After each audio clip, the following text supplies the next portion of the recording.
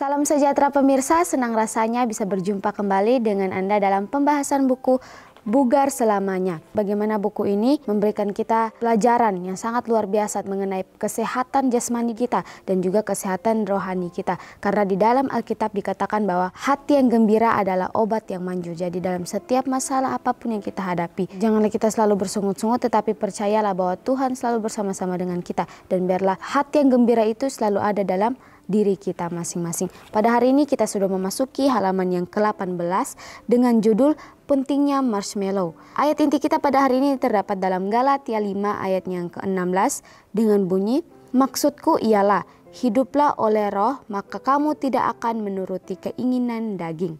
Kita masuk dalam inti pembacaannya. Bayangkan Anda berumur 4 tahun. Bayangkan diri Anda berada di ruangan yang asing. Seorang asing memberi Anda marshmallow dan menjanjikan kepada Anda marshmallow kedua jika Anda tidak memakan yang pertama sampai dia kembali dari urusan singkatnya. Apa yang Anda harus lakukan?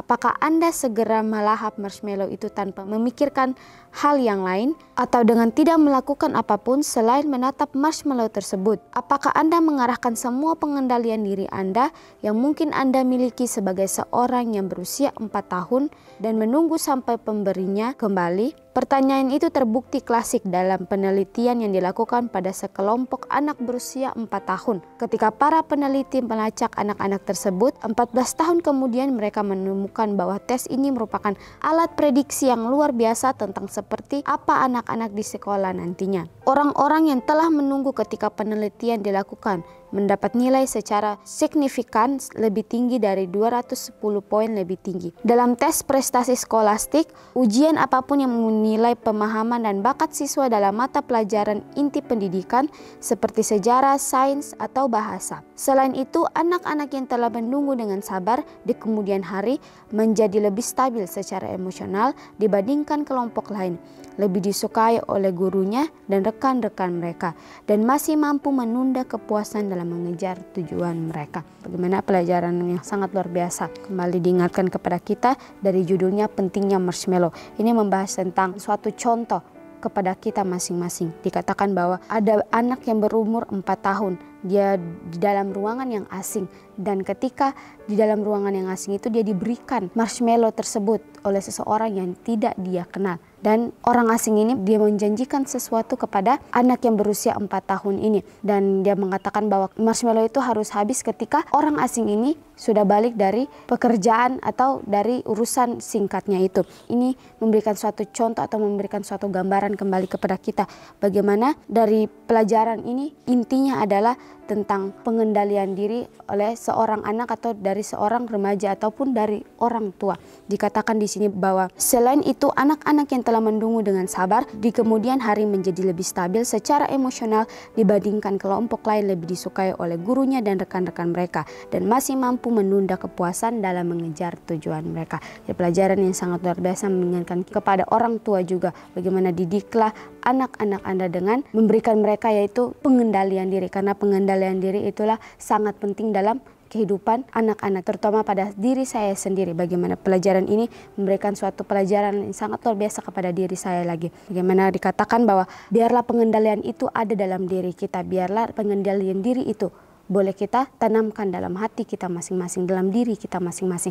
Karena ketika pengendalian itu ada dalam diri kita, ketika apapun yang Tuhan berikan dalam kehidupan kita, berkat-berkat yang Tuhan titipkan dalam kehidupan kita, kita tidak akan memakai itu untuk kepentingan diri kita sendiri, tetapi kita memakai itu untuk membantu orang-orang yang membutuhkan pertolongan daripada kita.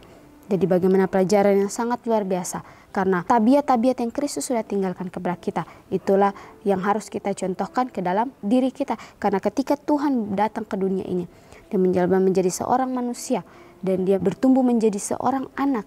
Dia lahir menjadi seorang anak yang sangat luar biasa. Tetapi dikatakan bahwa Tuhan tidak pernah melakukan dosa sekalipun, karena dia selalu diajarkan bagaimana pengendalian dirinya. Apakah yang terjadi ketika Tuhan tidak mempunyai pengendalian diri dalam dirinya?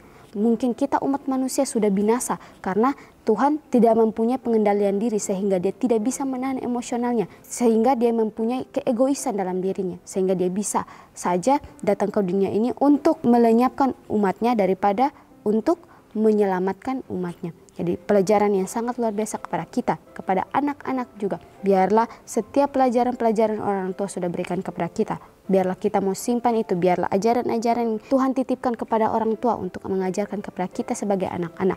Biarlah kita dengarkan itu dengan rendah hati. Karena dikatakan biarlah kita mempunyai kerendahan hati sejak masa kecil kita. Karena ketika kita mempunyai kerendahan hati itu, maka keegoisan kita perlahan-lahan akan dikikis. Maka pengendalian kita akan semakin diuji oleh Tuhan. Dan pelajaran yang sangat penting bagi kita sebagai anak-anak, sebagai orang tua juga. Dan dikatakan juga bahwa anak-anak yang langsung memakan marshmallow tersebut 14 tahun kemudian emosinya kurang stabil, lebih mudah tersinggung, lebih cenderung berkelahi, tidak terlalu disukai dan hancur karena stres. Alkitab berbicara tentang pentingnya pengendalian diri. Terdapat dalam Galatia 5 ayat yang ke-22 sampai ayat yang ke-23 berkata, "Tetapi buah roh ialah kasih, sukacita, damai sejahtera, kesabaran, kemurahan, kebaikan, kesetiaan dan kelemah lembutan dan juga penguasaan diri." Tidak ada hukum yang menentang hal-hal itu. Meskipun masyarakat kita sangat menekankan kesuksesan pendidikan didefinisikan sebagai seberapa banyak pengetahuan yang dapat masukkan ke dalam otak Anda dalam waktu tertentu. Namun Tuhan mempunyai cara yang sangat berbeda dalam mengukur kesuksesan. Ajaran yang sangat luar biasa. Ditekankan kembali tentang pengendalian diri. Dikatakan dalam Galatia 5 ayat yang ke-22 sampai ayat yang ke-23. Dikatakan, tapi buah roh ialah kasih, sukacita, damai sejahtera, kelemah lembutan, kesabaran, kebaikan, kesetiaan, dan juga penguasaan diri. Ketika penguasaan diri ini kita sudah lakukan, maka sukacita, maka kita akan menjadi orang yang sangat lemah lembut dalam diri kita. Pelajaran yang sangat penting juga bagi diri saya pribadi. Biarlah Galatia 5 ayat yang ke-22 dan ayat yang ke-23 ini selalu mengingatkan kita bagaimana ketika kita sudah mempunyai pengendalian diri itu, maka kasih, sukacita, kesabaran, kemurahan, kebaikan itu akan kita lakukan dalam kehidupan kita. Karena kita sudah diajarkan oleh orang tua kita, karena kita sudah diajarkan oleh Tuhan bagaimana penguasaan diri itu. Karena ketika penguasaan diri itu ada dalam diri kita, maka setiap apapun yang Tuhan titipkan dalam kehidupan kita, kita tidak akan memakai itu untuk diri kita sendiri, tetapi bagaimana kita melihat di sekeliling kita dan kita membagikan berkat itu kepada orang lain. Dan dikatakan bahwa meskipun kita umat manusia menekankan kesuksesan kepada anak-anak kita atau kepada keluarga kita, tetapi dikatakan seberapa banyak pengetahuan yang dapat masuk ke dalam otak Anda dalam waktu tertentu, namun Tuhan mempunyai cara untuk mengukur setiap kesuksesan kita atau masa depan kita. Karena dikatakan di sini bahwa Tuhan mempunyai cara yang sangat berbeda-beda dalam mengukur kesuksesan orang lain. Jadi sangat luar biasa pelajaran yang penting boleh kita ingatkan. Janganlah kita khawatir akan masa depan kita. Janganlah kita khawatir akan kehidupan yang akan terus berlanjut ke depannya. Tetapi biarlah kita selalu serahkan itu ke dalam tangan Tuhan.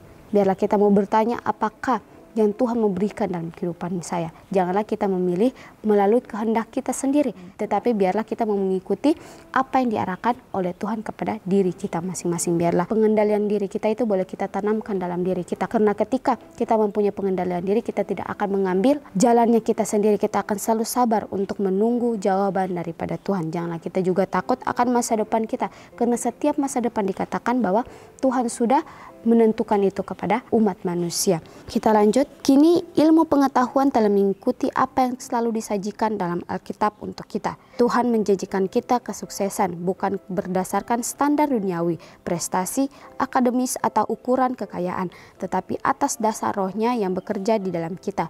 Ketika Dia mengembangkan buah-buah roh ke dalam karakter kita, kita akan menjadi lebih sehat, bahagia, hubungan kita akan lebih memuaskan, supaya mengejar kesuksesan akademis akan lebih berhasil dan pekerjaan kita lebih memuaskan. Lebih daripada itu, kita akan sukses tidak hanya dalam hal fisik tetapi juga dalam hal rohani. Disinilah terletak kesuksesan yang sesungguhnya. Pelajaran yang sangat luar biasa pada hari ini diingatkan kita kembali. Ketika kita mempunyai buah-buah roh itu, maka dikatakan bahwa ketika kita mempunyai buah-buah roh itu dalam kehidupan kita, dalam Galatia 5 ayat 22 sampai 23 Katakan bahwa Tuhan menjanjikan kita kesuksesan, tapi bukan berdasarkan standar duniawi, prestasi akademis atau ukuran kekayaan, tetapi atas dasar rohnya yang bekerja di dalam kita. Ketika Dia mengembangkan buah-buah roh ke dalam karakter kita, kita akan menjadi lebih sehat dan juga lebih bahagia, dan hubungan kita dan hasil pekerjaan kita lebih memuaskan. Dikatakan lebih daripada itu, kita bukan hanya sukses dalam hal fisik saja, tetapi bagaimana kita sukses di dalam hal rohani juga. Pelajaran pada hari ini sangat penting bagi kita sebagai anak-anak, sebagai orang tua. Biarlah kita mempunyai buah-buah roh itu yang terdapat dalam Galatia 5 ayat yang ke-22 sampai ayat yang ke-23.